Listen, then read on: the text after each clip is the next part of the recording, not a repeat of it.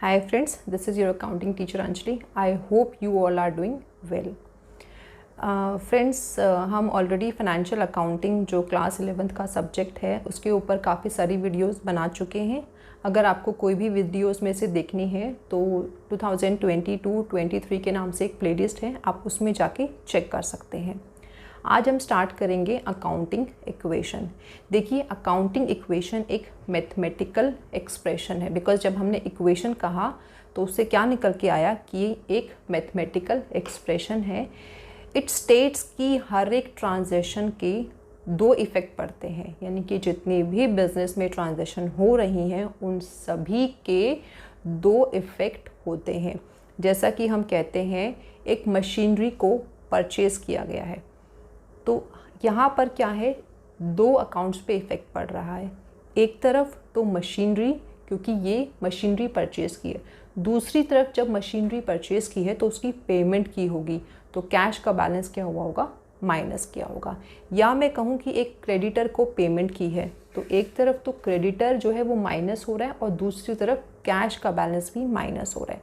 तो accounting equation क्या कहती है कि हर एक ट्रांजैक्शन के दो एस्पेक्ट होते हैं।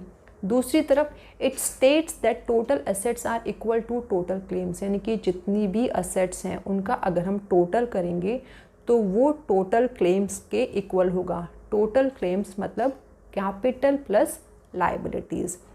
इसको जब हम इक्वेशन की फॉर्म में लिखेंगे तो ये निकल के आता है assets is equal to liabilities plus capital. अब हमारी जो ट्रांजैक्शंस हैं उनका अकाउंटिंग इक्वेशन पे क्या इफ़ेक्ट पड़ता है।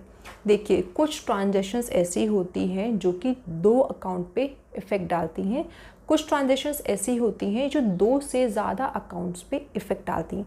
तो सबसे पहले वो वाली ट्रांजैक्शंस देखते हैं जो कि दो आइटम्स पे इफ़ेक्ट डालती हैं। First one is increase in asset and increase in liability. That means कि वो वाली ट्रांजैक्शंस जिससे कि हमारी एक तो एसेट इंक्रीज़ हो रही है और दूसरी तरफ लायबिलिटी इंक्रीज़ हो रही है। इसका एग्जांपल है परचेजेस किए हैं क्रेडिट पे, तो जब हमने क्रेडिट पे परचेज़ किए तो एक तरफ तो हमारा क्या हुआ, स्टॉक इंक्रीज़ हो गया जो कि असेट में आता है, और दूसरी तरफ क्रेडिटर्स इंक्रीज़ हुए जो कि लायबिलिटी में आते हैं। सेकंड देखिए, decrease in asset and decrease in liability. एक तरफ तो एसेट डिक्रीज़ हो रही है और दूसरी तरफ लायबिलिटी डिक्रीज़ हो रही है। फर्स्ट वाले एग्जांपल में अब हम क्या करते हैं, उस क्रेडिटर को पेमेंट कर देते हैं। तो जब हम क्रेडिटर को पेमेंट कर रहे हैं तो या तो हम कैश में पेमेंट करेंगे या हम बैंक के थ्रू पेमेंट करेंगे, तो इन दोनों में से कोई भी एक एसेट डिक्रीज़ होगी और दूसरी तरफ जो क्रेडिटर्स लायबिलिटी है वो भी डिक्रीज़ हो जाएगा। नेक्स्ट देखिए, decrease in asset and decrease in owners capital. अब ओनर्स कैपिटल कैसे डिक्रीज़ होगी, ड्राइंग्स के थ्रू। अब उसने कुछ अमाउंट विड्रॉ किया है पर्सनल यूज़ के लिए, तो एक तरफ तो कैश या बैंक का बैलेंस डिक्रीज़ हो रहा है जो कि असेट है, और दूसरी तरफ कैपिटल में से जो ड्राइंग्स का अमाउंट है वो माइनस हो रहा है। नेक्स्ट है increase in asset and increase in owners capital. अब एसेट भी इंक्रीज़ हो रही है और कैपिटल भी इंक्रीज़ हो रही है, तो इंट्रोडक्शन ऑफ कैपिटल, जब कैपिटल बिजनेस में इंट्रोड्यूस किया जाता है या एडिशनल कैपिटल लेके आया जाता है, तो एक तरफ तो कैश या बैंक का बैलेंस इंक्रीज़ हो रहा है अगर हम कैश या बैंक में लेके आ रहे हैं, और दूसरी तरफ हमारा जो कैपिटल है वो भी इंक्रीज़ हो रहा है। अब देखिए क्या होता है कि कुछ ट्रांजैक्शंस ऐसी होती हैं जो कि एक ही साइड पे इफेक्ट डालती है, या तो एसेट साइड पे डालेंगी या फिर लायबिलिटी साइड पे डालेंगी। तो सबसे पहले देखते हैं increase in asset and decrease in another asset. अब जैसे मशीनरी परचेज़ की है तो एक तरफ तो एसेट मशीनरी इंक्रीज़ हो रही है और दूसरी तरफ कैश या बैंक का बैलेंस डिक्रीज़ हो रहा है। नेक्स्ट है increase in liability and decrease in another liability. एक लायबिलिटी इंक्रीज़ हो रही है और दूसरी लायबिलिटी क्या है, डिक्रीज़ हो रही है। फॉर एग्ज़ाम्पल, हमने जो है क्रेडिटर्स को बिल्स पेबल में कन्वर्ट कर दिया, तो जो हमारे क्रेडिटर वाली लायबिलिटी है वो तो डिक्रीज़ हो गई, लेकिन जो बिल्स पेबल वाली लायबिलिटी है वो इंक्रीज़ हो गई। अब कुछ ट्रांजैक्शंस ऐसी होती हैं which affects more than 2 items, उसका इफ़ेक्ट दो अकाउंट से ज़्यादा पे आता है। फॉर एग्ज़ाम्पल, हमने कुछ सेल्स की है, जिसका कि कॉस्ट प्राइस था 2000 और हमने सेल किया 3000 पे। तो जब हम 2000 की चीज़ को 3000 पे बेच रहे हैं तो 1000 का प्रॉफिट है। तो ये एंट्री कैसे होगी? देखिए हमारे पास जो कैश में अमाउंट आ रहा है वो आ रहा है 3000। हम स्टॉक में से कितना माइनस कर रहे हैं? 2000। अब ये जो 1000 का प्रॉफिट है ये हमें कहाँ दिखाना है? ये हमें कैपिटल में ऐड करना है।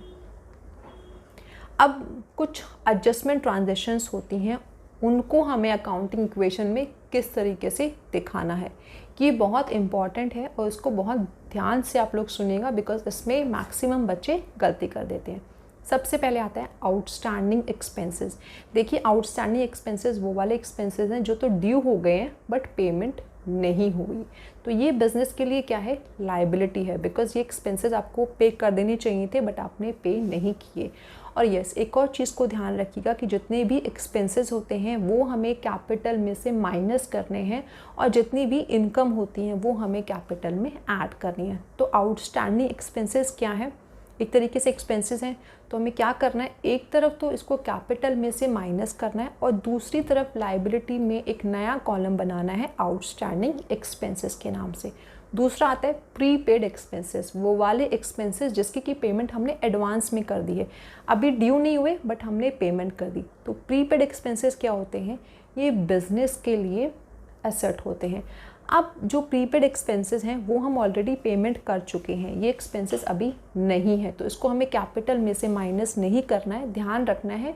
इसे हमें असेट साइड में दिखाना है एक नया कॉलम बना के प्रीपेड एक्सपेंसेस, और दूसरी तरफ कैश में से माइनस करना है। नेक्स्ट है अक्रूड इनकम, वो वाली इनकम जो कि आपको मिल जानी चाहिए थी बट अभी तक नहीं मिली, आप अर्न कर चुके हो बट रिसीव नहीं हुई।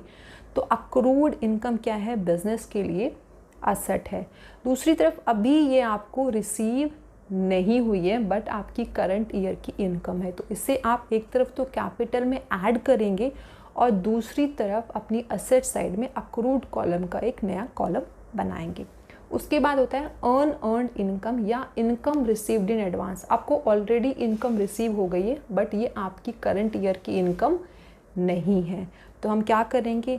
एक तरफ तो इसे कैश या बैंक जिस भी मोड में रिसीव हो रही है वहाँ दिखाएंगे और दूसरी तरफ ये बिजनेस के लिए लाइबिलिटी है, तो लाइबिलिटी साइड में नया कॉलम बनाएंगे अर्नड इनकम के नाम से या इनकम रिसीव्ड इन एडवांस और वहाँ पे इसे शो करेंगे। अब देखिए अकाउंटिंग इक्वेशन बनाने का फॉर्मेट क्या है, इस फॉर्मेट को आप ध्यान से देख लीजिए। बाकी क्वेश्चन किस तरीके से करना है वो मैं आपको नेक्स्ट सेशन में बताऊंगी कि हम क्वेश्चंस किस तरीके से सॉल्व करते हैं। सबसे पहले हमें लिखना है सीरियल नंबर, उसके बाद ट्रांजैक्शंस, देन असेट्स। असेट्स के नीचे जो भी असेट्स हमारी क्वेश्चन में गिवन है, cash, furniture, stock, debtor is equal to liabilities plus capital. ये हमारा एक तरीके से देखा जाए तो बैलेंस शीट ही है। बैलेंस शीट हम इसी तरीके से बनाते हैं, फॉर्मेट ये नहीं होता, ध्यान रखना। बस मैं आपको इसलिए बता रही हूँ सो दैट आपको समझ में आ जाए। हमारी बैलेंस शीट में भी क्या होता है कि assets is equal to liabilities हमारा होना चाहिए, उसको हम अकाउंटिंग इक्वेशन के फॉर्म में शो कर रहे हैं। मैं उम्मीद करती हूँ कि आपको जो ये इंट्रोडक्शन वाला पार्ट है वो बहुत अच्छे से समझ में आया होगा, बट अगर फिर भी कोई डाउट है तो जैसा कि मैं हमेशा कहती हूँ कि आप मुझे मैसेज कर सकते हैं। Thank you friends and stay tune to my YouTube channel for more videos.